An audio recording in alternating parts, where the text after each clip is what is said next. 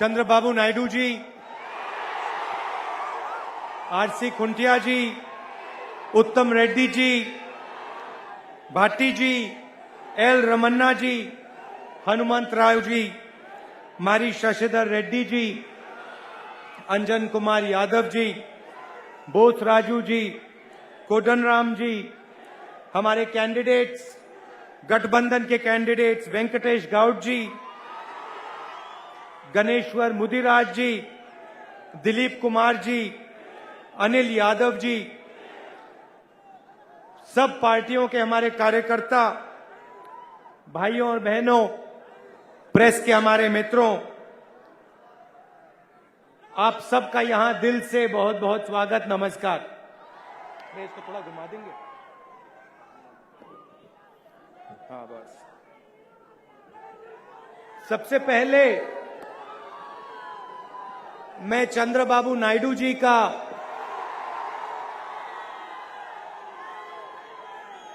यहां धन्यवाद करना चाहता हूं, उनका स्वागत करना चाहता हूं।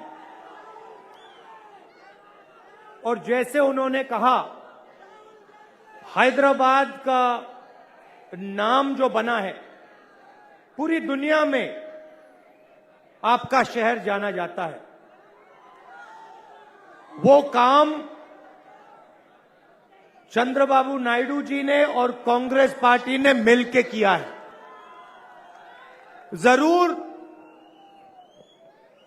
पिछले सालों में हम एक दूसरे का विपक्ष करते थे, मगर चाहे कांग्रेस पार्टी की सरकार रही, चाहे तेलुगु देशम की सरकार, दोनों ने हैदराबाद को दुनिया में मशहूर करने का काम किया।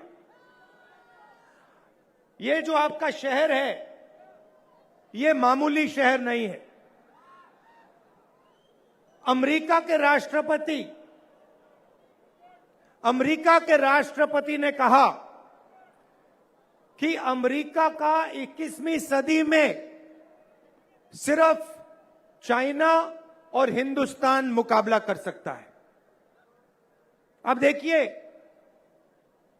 सुपर पावर के राष्ट्रपति ने कहा कि सिर्फ 2 देश अमेरिका का मुकाबला कर सकते हैं, और अगर उन 2 देशों में हिंदुस्तान का नाम है, तो नाम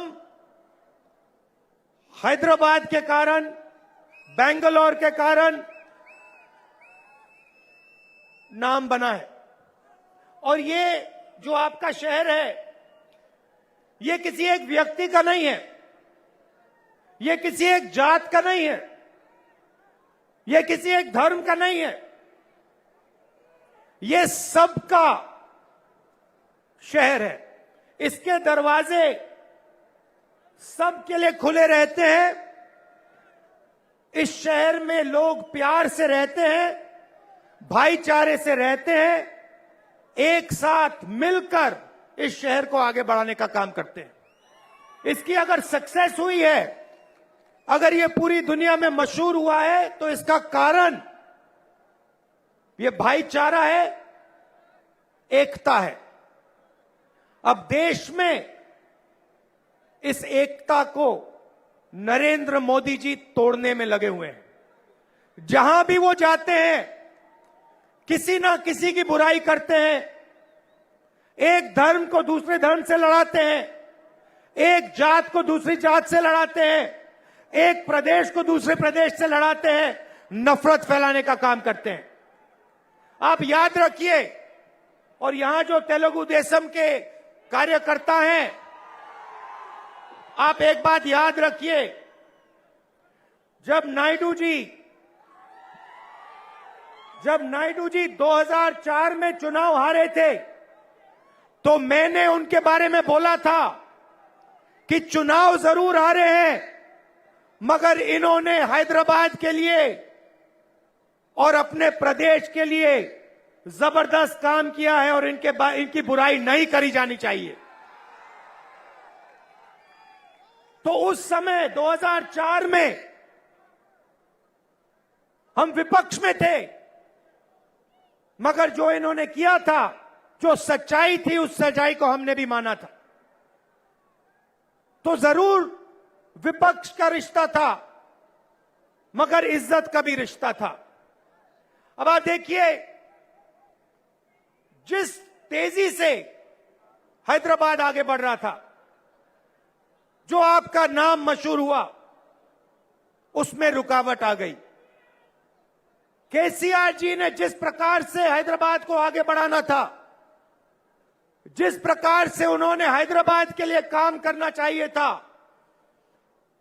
चाहे एयरपोर्ट की बात हो, सड़कों की बात हो, पानी की बात हो, जिस प्रकार से उन्होंने काम करना चाहिए वो उन्होंने काम नहीं किया। ये पूरा हैदराबाद मानता है, पूरा तेलंगाना मानता है। एक परिवार के लिए पूरे के पूरे प्रदेश, पूरा का पूरा धन एक परिवार के हाथ में जा रहा है। और ये जो गठबंधन बना है, जो स्टेज पे हमारे सीनियर नेता बैठे हैं, चाहे वो नायडू जी हो, चाहे वो कोदंडराम जी हो, चाहे वो सीपीआई के लोग हो, और सबके यहां झंडे हैं, ये सब तेलंगाना की आवाज है। ये जरूर अलग अलग संगठन है, मगर ये मिलकर तेलंगाना में सरकार बनाने जा रहे हैं। तेलंगाना की आवाज की सरकार बनने जा रही है, किसी एक परिवार की आवाज नहीं।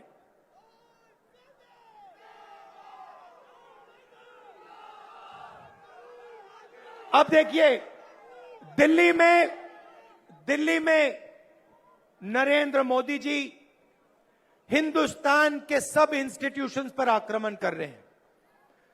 तेलुगु देशम ने और कांग्रेस पार्टी ने, तेलुगु देशम ने और कांग्रेस पार्टी ने हर वक्त हिंदुस्तान के और इस प्रदेश के इंस्टीट्यूशंस को बचाकर काम किया है। चाहे वो सुप्रीम कोर्ट हो, चाहे वो आरबीआई हो, चाहे वो सीबीआई हो, चाहे वो इलेक्शन कमीशन हो, हमारी पार्टियों ने इन इंस्टीट्यूशंस की रक्षा करके काम किया है। पहली बार हिंदुस्तान में 4 सुप्रीम कोर्ट के जज प्रेस के पास जाते हैं, कहते हैं कि हमें काम करने नहीं दिया जा रहा है। बीजेपी के प्रेसिडेंट का नाम जज लोहिया की हत्या में आया और उन 4 सुप्रीम कोर्ट जजेस ने जज लोहिया का नाम लिया, डायरेक्ट हिंट दिया कि हमें काम नहीं करने दिया जा रहा है। तो एक के बाद एक जो इस देश को इंस्टीट्यूशंस, जिस देश की इंस्टीट्यूशंस रक्षा करते हैं, उनको नरेंद्र मोदी एक एक करके तोड़ रहे हैं। सीबीआई के डायरेक्टर को हटाया जाता है, 2 बजे रात हटाया जाता है, क्योंकि वो राफेल मामले पे इंक्वायरी करना चाहता है। नरेंद्र मोदी जी भ्रष्टाचार की बात करते थे, आपको याद होगा, मगर मैं हैदराबाद के युवाओं को कहना चाहता हूं, आप उनके भाषण सुनिए। आजकल ना रोजगार की बात करते हैं, ना किसानों की बात करते हैं, ना भ्रष्टाचार की। सबसे बड़ा भ्रष्टाचार हिंदुस्तान के इतिहास में राफेल मामले में नरेंद्र मोदी ने स्वयं किया है। थोड़ा सा मैं आपको बताना चाहता हूं, यूपीए की सरकार थी, 126 हवाई जहाज खरीदने थे। एयरफोर्स के जनरल्स को कहा गया, यूपीए सरकार ने कहा जो भी हवाई जहाज आपको अच्छा लगता है उसको खरीदिए, कम से कम दाम पे खरीदिए। एक शर्त है, हवाई जहाज हिंदुस्तान में बनेगा। हवाई जहाज को हिंदुस्तान के इंजीनियर्स, साइबराबाद के इंजीनियर्स, बेंगलोर के इंजीनियर्स बनाएंगे। हिंदुस्तान में, बेंगलोर में, हैदराबाद में हवाई जहाज बनेगा। एयरफोर्स के लोगों ने सौदा किया, फ्रांस का हवाई जहाज चुना, 526 करोड़ रुपए एक हवाई जहाज के लिए। एचएएल को कॉन्ट्रैक्ट दिया जाना था। एचएएल 70 साल से हवाई जहाज बना रही है।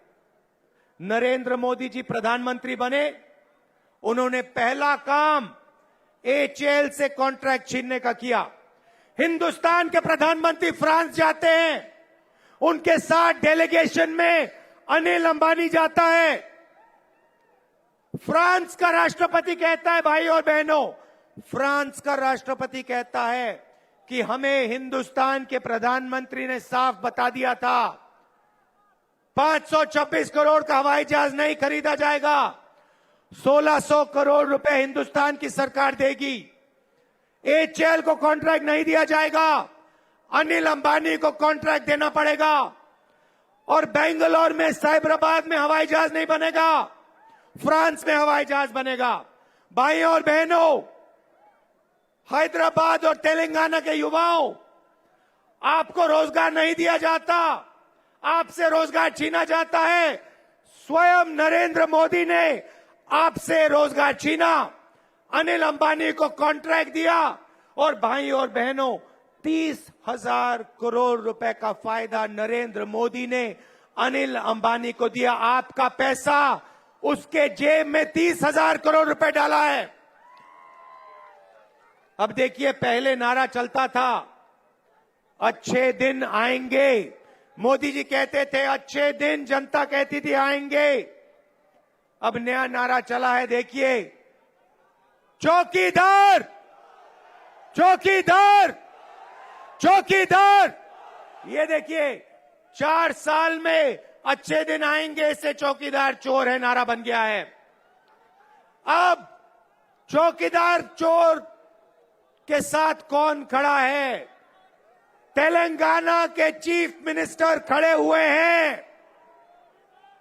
लोकसभा में उन्होंने आपको चोट मारी, डिमोनेटाइजेशन किया, आपका नुकसान हुआ नुकसान। आपके चीफ मिनिस्टर ने उनका समर्थन किया। गब्बर सिंह टैक्स से आपका नुकसान हुआ, तेलंगाना के चीफ मिनिस्टर ने उनका समर्थन किया। वाइस प्रेसिडेंट के चुनाव में, प्रेसिडेंट के चुनाव में आपके चीफ मिनिस्टर ने उनकी मदद की। मेरा आपके चीफ मिनिस्टर से सवाल है, आपने नरेंद्र मोदी जी को चैलेंज क्यों नहीं किया? आपने लोकसभा में, राज्यसभा में हर बिल में नरेंद्र मोदी का समर्थन क्यों किया? क्योंकि आप नरेंद्र मोदी जी की बी टीम हो। ये जो TRS पार्टी है, इसका नाम तेलंगाना राष्ट्रीय समिति नहीं है, इसका नाम सुनिए, तेलंगाना राष्ट्रीय संघ परिवार है। ये तेलंगाना राष्ट्रीय समिति नहीं है, ये राष्ट्रीय RSS और नरेंद्र मोदी की बी टीम है। जो नरेंद्र मोदी जी चाहते हैं, ये तेलंगाना के चीफ मिनिस्टर करते हैं। इसीलिए ये गठबंधन बना है। भ्रष्टाचार के खिलाफ, TRS के खिलाफ हम सब खड़े हैं, और इस चुनाव में कांग्रेस पार्टी, तेलुगु देशम, कोटम राम जी, CPI मिलकर चीफ मिनिस्टर को और नरेंद्र मोदी जी को हराने जा रहे हैं। कोई शक्ति इस बात को नहीं रोक सकती है। यहां पे गठबंधन की सरकार बनने जा रही है, और आप सब लोग गठबंधन की सरकार बनाने जा रहे हो। और यहां TRS को हराने के बाद 2019 में यही गठबंधन नरेंद्र मोदी जी को और बीजेपी को पूरे देश में हराने जा रहा है।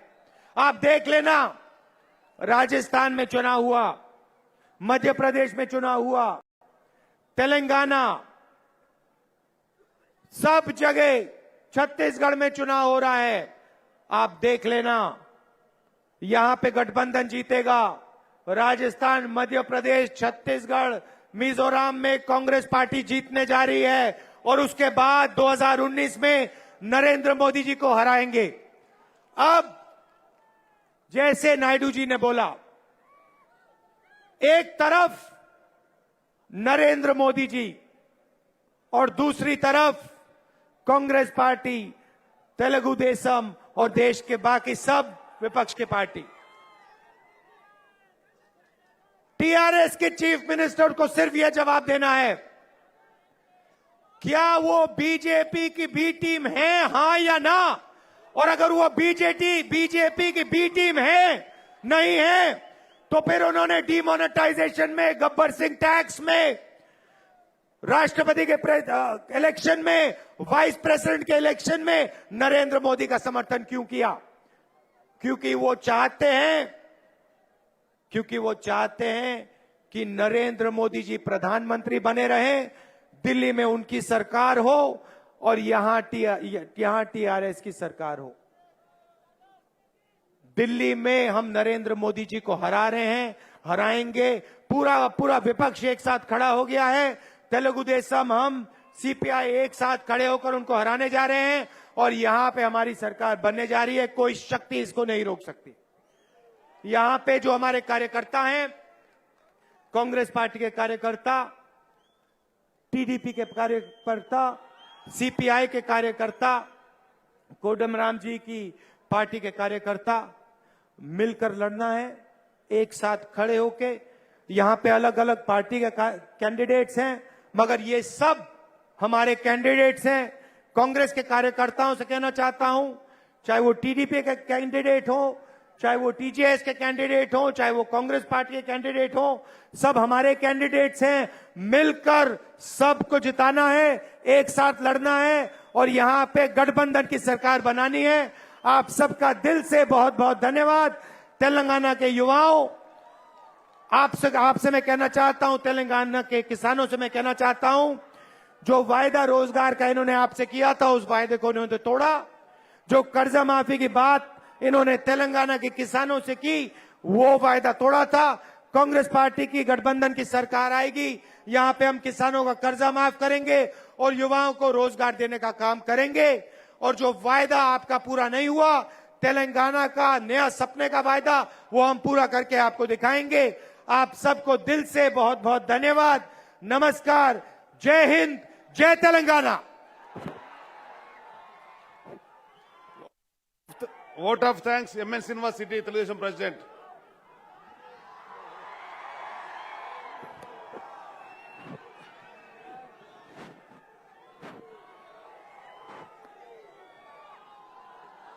సైబరాబాద్ నిర్మాత తెలుగుదేశం పార్టీ జాతీయ అధ్యక్షులు శ్రీ నారా చంద్రబాబు నాయుడు గారు, జాతీయ పార్టీ కాంగ్రెస్ అధ్యక్షులు రాహుల్ గాంధీ గారు, కాంగ్రెస్ పార్టీ